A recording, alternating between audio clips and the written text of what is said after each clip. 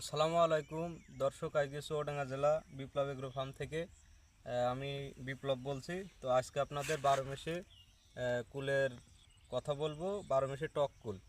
তো আমরা যদি দেখাই জ্যৈষ্ঠ মাসের আগে 10 তারিখ, তো দেখেন এই কুলগুলো দেখেন, মোটা কুল।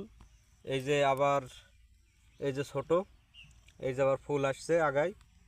তো এই কুলটা হচ্ছে হাইটটা দেখেন দর্শক, 2 ফিট 2.5 ফিট।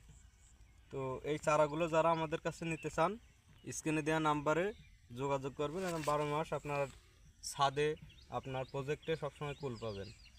আর এই কুলটাই হচ্ছে রোগ খুব কম।